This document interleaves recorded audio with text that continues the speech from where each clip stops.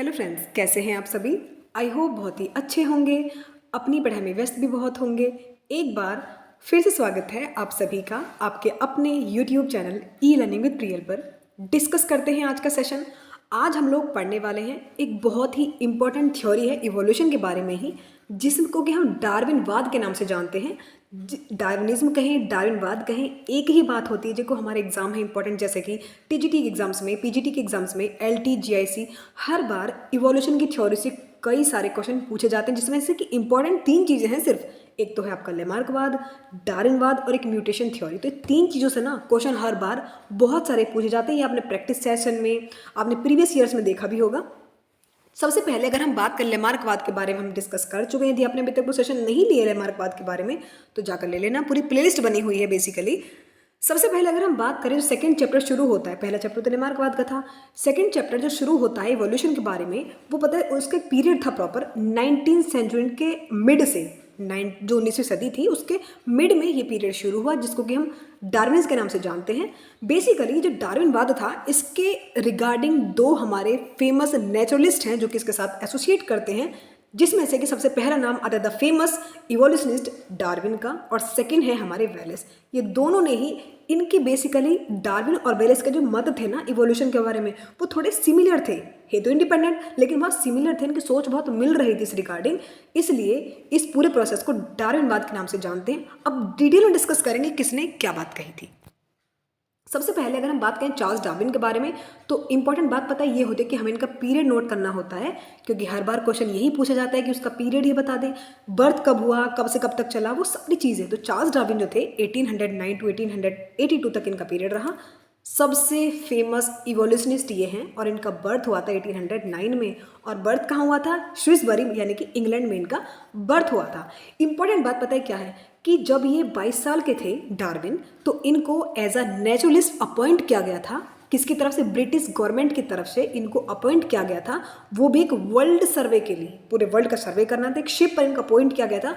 उस शिप का नाम ना बहुत बार आपसे पूछा जा चुका है। तो शिप का नाम है HMS बीगल। ये एक शिप था, बेसिकली जहाज था, जिसके ऊपर इनको अपॉइंट किया गया। तो 5 साल के लिए इनको क्यों अपॉइंट किया गया, तो हम आपको बता देते हैं कि भाई देखो, डार्विन ने एक्सप्लोर, यहाँ ये गलत लिखा हुआ है, एक्सप्लोर आएगा, ठीक है। बेसिकली डार्विन ने बहुत चीज़ों को एक्सप्लोर किया, जैसे कि फाउना और जो फ्लोरा होते हैं। फाउना फ्लोरा समझते हैं? यदि नहीं समझते हैं तो कोई दिक्कत की बात ही नहीं, मैं आपको बता देती हूँ। फाउना का मतलब होता है जितने भी हमारे एनिमल किंगडम हैं, जितने भी हमारे जंतु जगत है, जितने जीव हैं, वो तो आते हैं फाउना में। फ्लोरा में जितने भी हमारे पेड़ पौधे, जितनी वनस्पति है, वो सारी आती है फ्लोरा के अंदर। तो डार्विन ने हर एक चीज़ को एक्सप्लोर किया, बहुत सारे कॉन्टिनेंट्स देखे, बहुत सारे आइसलैंड्स देखे, बहुत सारे मतलब स्पेसिमेन कलेक्ट किए वहाँ से। तो बहुत सारी चीज़ों को उन्होंने वहाँ पे समझा। पता है हुआ क्या था? जल यात्रा कर रहे थे डार्विन, एक स्टोरी की तरह समझते चीज़ों को ताकि इंटरेस्टिंग लगे पढ़ने में, ठीक है। हुआ क्या था? Before embarking upon his voyage, यानी कि जब वो जल यात्रा शुरू कर रहे थे ना, उससे पहले वो पता है क्या समझते थे? उससे पहले समझते थे कि भाई देखो, जो पूरी प्रकृति है ना, ये जो जीव जंतु, ये सिर्फ एक मतलब स्पेशल क्रिएशन है। एक थ्योरी है, बहुत ही फेमस है थ्योरी, स्पेशल क्रिएशन। उसमें ये कहा गया है कि ये जो प्रकृति है भगवान ने बनाई है, ठीक है। वो इस बात पर बिलीव करते थे उस टाइम तक, जब तक उनके दिमाग में चीज़ें, मतलब उनका परसेप्शन उस टाइम ये नहीं था। तो डार्विन इस बात पर बिलीव करते थे कि जो पूरी प्रकृति है, ये थ्योरी स्पेशल क्रिएशन का मतलब उसकी ही वजह है, यानी कि जितना भी ये प्रकृति है, जीव जंतु, सब भगवान ने बनाए हैं। लेकिन जब उन्होंने जल यात्रा शुरू की तो उनके दिमाग में इवोल्यूशन के बारे में एक आइडिया आया। जब उन्होंने स्पेसिमेंस देखे, सब चीज़ें देखी, समझी, उसी रिगार्डिंग वो काम कर रहे, तो परसेप्शन रोज नहीं बनते जा रहे थे। तो उन्होंने एक आइडिया लगाया कि भाई नेचुरल सिलेक्शन है, यानी कि जो प्राकृतिक चयन होता है ना, ये आइडिया उनके दिमाग में आया उस दौरान, ठीक है। अब हम सेकंड बात करें, अगर सेकंड थे हमारे अल्फ्रेड वेलेस, जिनका पीरियड रहा 1823 से और 1913 तक। वो भी पूरे वर्ल्ड में ही ट्रेवल कर रहे थे, मतलब कि इसी फ्लोरा और फाना होते हैं, उनको वो मतलब कंटिन्यू ऑब्जर्व कर रहे थे। उनका जो पीरियड था जहाँ वो घूम रहे थे, जहाँ वो चीज़ों को ऑब्जर्व कर रहे थे, वो साउथ अमेरिका और साउथ ईस्ट एशिया के अंदर, ठीक है। डार्विन और जो वेलेस के आइडिया थे इंडिपेंडेंट थे, लेकिन बहुत ही सिमिलर आइडिया थे। Evolutionary idea similar to those of Darwin develop independently Wallace mind. Same उनके भी माइंड में यही चीज़ें चल रही थी कि भाई नेचुरल सिलेक्शन कोई चीज़ है, प्राकृतिक चयन है, जिसके थ्रू जो हमारे स्पीसीज है वो एग्जिस्ट करती है और ऑरिजिन होता है उनका, ठीक है। बेसिकली जो वेलेस थे, उन्होंने अपने आइडियाज़ को एक टाइटल के थ्रू लिखा, मतलब एक्सप्रेस किया, वो टाइटल क्या था ये हमसे बहुत बार पूछा जाता है। एक एस्से लिखा था, निबंध लिखा एक चीज़ पर, जिसका टाइटल था on the tendency of varieties to depart indefinitely from origin types, जो कि उन्होंने डार्विन को भेजा। उन्हें पता लगा कि ये भी इस बारे में यही सोचते हैं, तो उन्होंने ये चीज़ें जो थी डार्विन को भेजी। नेक्स्ट अगर हम बात करें, दोनों ही हमारे जो नेचुरलिस्ट हैं यानी कि जो डार्विन और वैलेस, दोनों की जो थिंकिंग थी ऑर्गेनिक इवोल्यूशन के बारे में, वो बहुत ही ज़्यादा प्रभावित हुई। एक अनदर नेचुरलिस्ट थे टी.आर. माल्थस, ठीक है। टी.आर. माल्थस मतलब कि इवोल्यूशनिस्ट ही कहेंगे इन्हें। ये जो टी.आर. माल्थस है, इनकी एक लेख था इनका, जिसका नाम था, उस लेख का नाम था थ्योरी ऑफ पॉपुलेशन, यानी कि जो जनसंख्या है उस पर उन्होंने एक निबंध लिखा था, और जो बातें उन्होंने इसमें कही थी उनसे डार्विन और वैलेस बहुत ज़्यादा प्रभावित थे। ये क्वेश्चन ना बहुत बार हमसे पूछा गया, तो आपको नोट करना है कि पॉइंट को बहुत अच्छे से, इसलिए मैं बहुत इंटरेस्टिंग वे में इसको समझाने की कोशिश कर रही हूँ। आगे बढ़े उससे पहले सब्सक्राइब कर दो यार, लाइक कर दिया करो, शेयर कर दिया करो, सब्सक्राइब तो कर ही दिया करो, कंजूसी मत किया करो। जो आपको इतना बेहतर कंटेंट प्रोवाइड करा रही, मैं आपके लिए इतनी मेहनत कर रही हूँ, एटलीस्ट थोड़ी सी मेहनत तो आप कर सकते हैं, जिसका कि आपसे कोई चार्जेस नहीं लिए जा रहे हैं, ठीक है। इतना कर सकते हैं आप। नेक्स्ट अगर हम बात करें, डार्विन ने अपनी बातों को प्रेजेंट किया, एक मतलब डार्विन की बातों का एक मतलब सारांश निकलता है।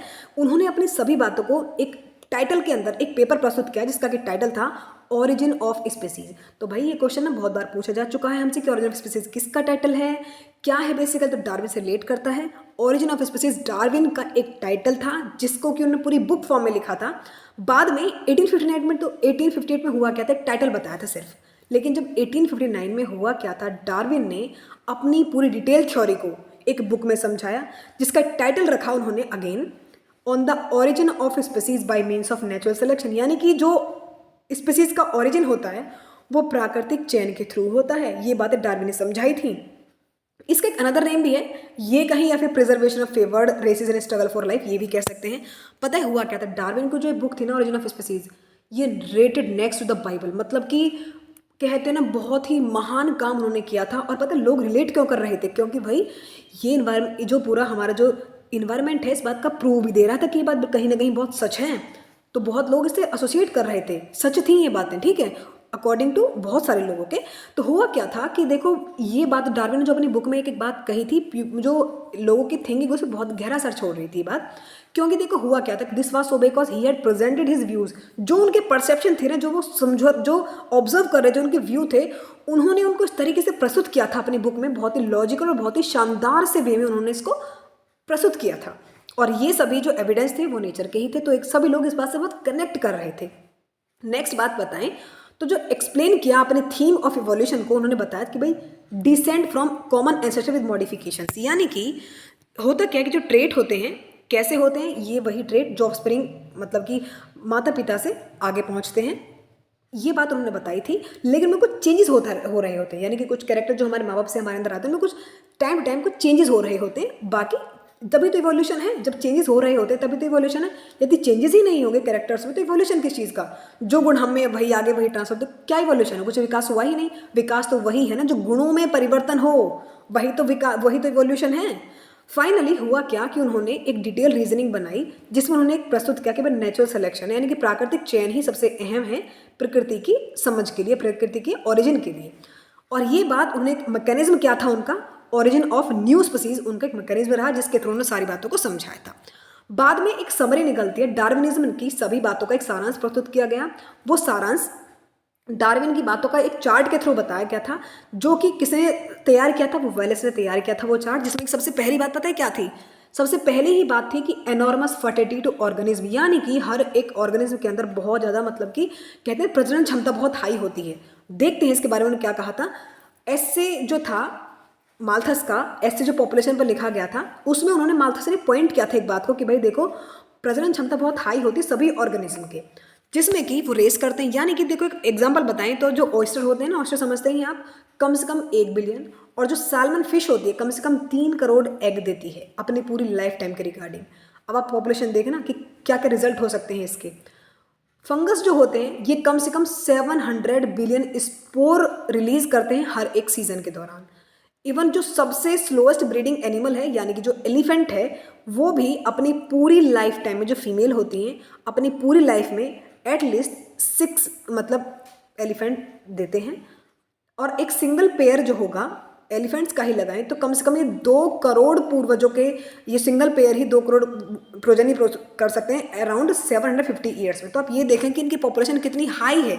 यही बात माल्थस ने अपने एस्टर पॉपुलेशन में बताई थी कि देखो यदि यही चीज़ें ग्रो करती रही, यदि मतलब ये जितने भी ये एग रिलीज हो रहे हैं, जितने स्पोर रिलीज हो रहे हैं, जितने एलिफेंट बच्चे दे रही है, यदि सब जीवित रहें तो ज़मीन पर पैर रखने की जगह नहीं मिलेगी किसी अनदर स्पीसीज को।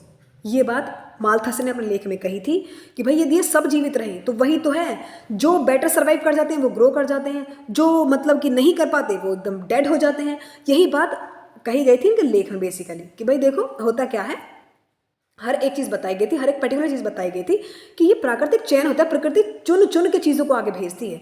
सेकेंड चीज़ थी constant population of each species in nature, यानी कि कांस्टेंट पॉपुलेशन के बाद डार्विन ने पॉइंट किया इस बात को कि जो पॉपुलेशन होती है हर एक स्पीसीज की वो पता है कैसे इंक्रीज करते हैं, ज्योमेट्रिक वे में, जैसे कि 6 3 जा 18 54 162 486, यानी कि ज्योमेट्रिक वे में जो पॉपुलेशन है वो इंक्रीज होती है एक सिंगल पेयर से, यानी कि एक सिंगल जोड़े से वो प्रस्तुत होती है।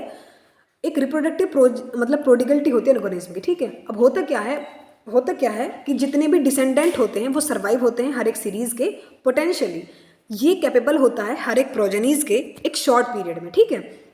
नेक्स्ट अगर बात करें, सेकेंड पॉइंट था स्ट्रगल फॉर एग्जिस्टेंस। ये बात उन्होंने कही थी कि भाई देखो स्ट्रगल फॉर एग्जिस्टेंस यानी कि जो अपने अस्तित्व की लड़ाई लड़नी पड़ती है वो खुद मतलब कि कहीं ना कहीं नेचर में हर ऑर्गन्स के बीच ये बात होती है।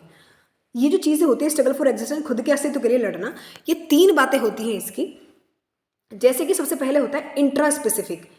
इंट्रास्पेसिफिक में क्या होता है कि सेम स्पीसीज के बीच कंपटीशन होता है, यानी कि वो किस किस के बीच होता है, किस चीज़ के लिए होता है, रहन सहन के लिए, फूड के लिए और मैटिंग पार्टनर्स के लिए। सेकेंड होता है इंटरस्पेसिफिक, यानी कि जिसमें जो ये between members of different species, यानी कि अलग अलग ग्रुप के मेंबर्स के बीच ये कंपटीशन होता है, रहन सहन के लिए, लाइट के लिए, खुद के बचाव के लिए, डिफेंस के लिए, पैरासिटिज्म के लिए, प्रिडेशन के लिए होता है, ठीक है। थर्ड पॉइंट होता है इन्वायरमेंटल, यानी कि ये चीज़ होती है ऑर्गन्स के बीच जिसमें कि कुछ इन्वायरमेंटल कंडीशंस भी इन्वॉल्व होती हैं, जैसे कि बहुत ठंड है, गर्मी है, हवा बहुत तेज़ है, रेन्स हैं, ड्रॉट है, इन सब चीज़ से गुजरना पड़ता है बेसिकली ऑर्गेनिज्म को। तो पता है सेशन बहुत लंबा हो जाएगा, इसको यहीं खत्म करते हैं। सेकंड लेक्चर के थ्रू चीज़ों को समझाने की कोशिश करें। बेसिकली 2 लेक्चर में डायरेक्ट बात को समझते हैं, क्योंकि बहुत ज़्यादा फिर होता है ना एकदम चीज़ें मैसी हो जाती हैं। धीरे धीरे समझने की कोशिश करेंगे ताकि रिजल्ट अच्छा मिल सके हर एक सेशन से, मतलब आप अच्छे समझ सकें, मैं अच्छे समझा पाऊँ। तो मिलते हैं नेक्स्ट सेशन में, तब तक लाइक शेयर सब्सक्राइब करना